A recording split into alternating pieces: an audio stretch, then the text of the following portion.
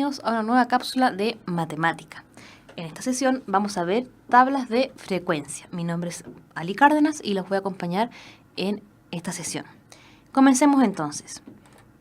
¿Qué aprenderemos hoy en esta cápsula? Primero vamos a conocer el concepto de tablas de frecuencia y tipos de frecuencias. Luego vamos a completar información en tablas de frecuencia. Vamos a extraer información proporcionada en estas tablas y finalmente vamos a analizar e interpretar información de estas tablas. Comencemos entonces. ¿Qué es una tabla de frecuencia? Una tabla de frecuencia es una forma de ordenar datos, principalmente datos estadísticos. Bien, y esta tabla resume la información de esos datos estadísticos. Bien, los ordena y los resume.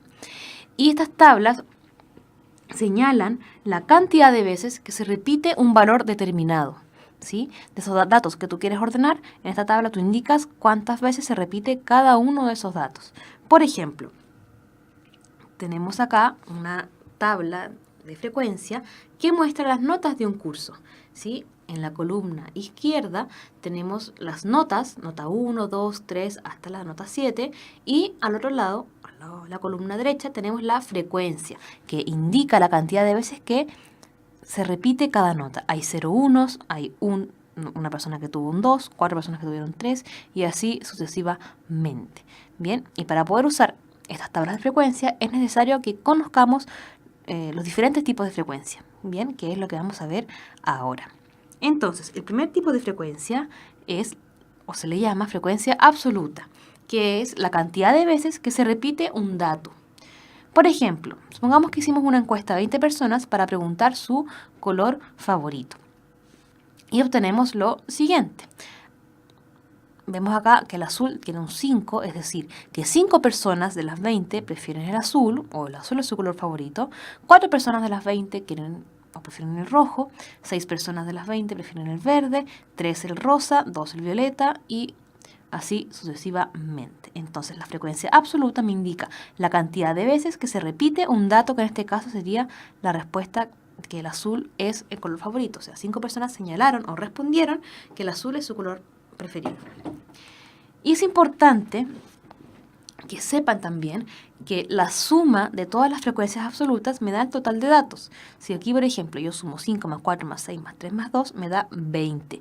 Y 20 justamente se corresponde con la cantidad de personas que respondieron la encuesta. Por lo tanto, al sumar las frecuencias absolutas, obtenemos la cantidad total de respuestas o de datos. Segundo tipo de frecuencia, frecuencia absoluta acumulada. Y esta se obtiene al ir sumando sucesivamente las frecuencias absolutas. Por ejemplo, tenemos aquí la frecuencia absoluta del color azul, que es 5, y la del rojo, que es 4. Bien, la frecuencia acumulada al color azul es 5, porque es la misma. La frecuencia acumulada al color rojo va a ser la suma de 5 más 4. Recuerden que es la suma sucesiva en la frecuencia absoluta acumulada. 5 más 4, 9. Y ahí obtengo ya la frecuencia acumulada al nivel del color rojo. Luego, si quiero calcular la frecuencia acumulada en el color verde, debo sumar 5 más 4 más 6. Y eso me da 15. Bien. Y otra forma de hacerlo, es una forma de sumar hacia abajo, ¿cierto? La otra es sumar la frecuencia absoluta acumulada, anterior con la frecuencia absoluta siguiente. Comprobémoslo con el siguiente ejemplo. En el color rosa, ¿sí? Vamos a calcular la frecuencia acumulada en el color rosa de estas dos formas.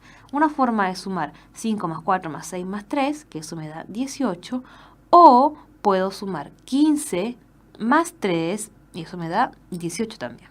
Bien, esto en segunda forma hace el cálculo más rápido. Y por último, la frecuencia acumulada en el color violeta sería la suma de 5 más 4 más 6 más 3 más 2, que es 20, o 18 más 2, que también es 20. Tercer tipo de frecuencia, frecuencia relativa. La frecuencia relativa corresponde a la división entre la frecuencia absoluta y el total de datos. Bien, y la frecuencia relativa se expresa siempre como un valor decimal o como porcentaje. Veamos un ejemplo.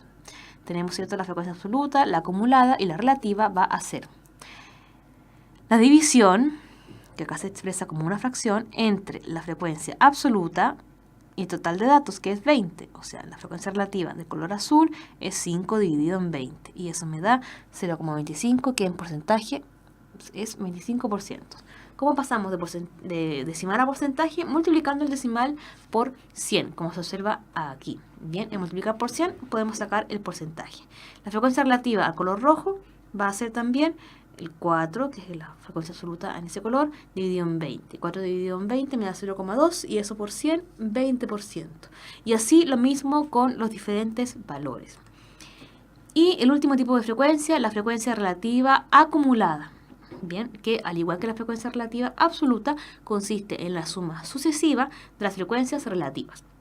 Entonces, por ejemplo, si la primera frecuencia relativa del color azul es 0,25, la frecuencia relativa al color rojo va a ser 0,25 más 0,2 y eso me da 0,45. La frecuencia relativa acumulada al color verde va a ser 0,25 más 0,2 más 0,8 y eso me da 0,3 y eso me da 0,75. Y así lo mismo con los siguientes colores. Bien, que esto fue lo mismo que se señaló anteriormente. Y hemos logrado ya nuestro primer objetivo. Vamos por el segundo, completar información en tablas de frecuencia. Para calcular información es muy importante recordar los conceptos de cada tipo de frecuencia. Por lo tanto, deben estudiarlos para poder rendir con éxito o con mayor éxito sus evaluaciones. Ejemplo, en la columna frecuencia relativa acumulada, que es la que está aquí más a la derecha, el segundo dato está tapado por una mancha de tinta. Y nos preguntan, ¿qué número está tapado por la mancha? ¿Qué número hay debajo de esta mancha? Bien, ¿cómo lo calculamos? Hay un dato que no sabemos cuál es y que debemos completar. Bien, y tenemos que recordar que la frecuencia relativa acumulada es la frecuencia sucesiva de las frecuencias relativas. Por lo tanto, la frecuencia relativa acumulada en esta mancha va a ser la suma de 0,03 más 0. Y eso es lo mismo que 0,03. Por tanto, el valor que falta aquí es justamente 0,03.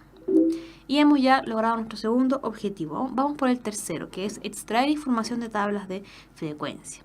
Veámoslo con este ejemplo. La tabla muestra las frecuencias de los puntos logrados de todos los alumnos de un curso en una prueba de matemática de 7 preguntas. Un punto cada pregunta. ¿Cuántos alumnos obtuvieron 5 o menos puntos en la prueba? Eso nos pregunta, ¿ok? Entonces, tenemos aquí la tabla donde tenemos 0 puntos, 1, 2, 3 diferentes puntos que se podrían haber obtenido en esta prueba. Y la frecuencia, en este caso, esta frecuencia corresponde a frecuencia absoluta, ¿ok?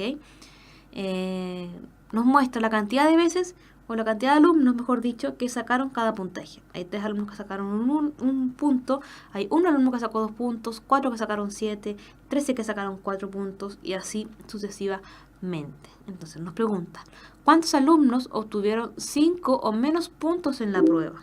Bien. Todos los alumnos que tuvieron 5 o menos puntos son justamente los que están marcados aquí en el recuadro con borde rojo. Bien, porque 5 alumnos obtuvieron 6, 4 obtuvieron 7 y todo el resto obtuvo 5 o menos. Por lo tanto, la cantidad de alumnos que tuvieron 5 o menos sería la suma de 0 más 3 más 1 más 5 más 13 más 9, que me da 31, la alternativa D. Y vamos por nuestro último objetivo, analizar e interpretar información presentada en tablas de frecuencia. Para poder analizar estas tablas de frecuencia es necesario analizar con mucho detalle, separando siempre las partes o identificando las partes de estas tablas para conocer las características o cualidades y así poder extraer información y conclusiones. Bien, es muy importante observar las tablas, identificar cuál es frecuencia relativa, cuál es frecuencia absoluta y a partir de eso ir interpretando diferentes informaciones que nos entrega la tabla. Entonces, ejemplo, la siguiente tabla muestra el número de títulos de libro de literatura registrados en Chile. Bien, durante el año, o el periodo mejor dicho, del 2008 al 2010. Entonces, tenemos aquí los diferentes tipos de género, poesía, narrativa, literatura infantil, ensayos, y la cantidad de títulos inscritos de esos géneros durante cada año, el año 2008, el 2009 y el 2010. Por ejemplo, el 2008 se registraron 267 títulos de poesía. Y así con los otros tipos de género. Y nos preguntan, ¿en qué año se registró la mayor cantidad de libros de poesía? Entonces ahora lo que debemos hacer es mirar el género de poesía y ver cuál de los 3 años registró, la mayor cantidad de libros de poesía. El 2008 se registraron 267, el 2009 297 y el 2010 303. Entonces, ¿en qué año se registró la mayor cantidad de libros de poesía? El 2010, ¿cierto? Que el mayor valor, es el año 2010. Y hemos alcanzado nuestro último objetivo. Muchas gracias por escuchar y ver esta cápsula. Que los vaya muy bien y nos vemos en una próxima sesión.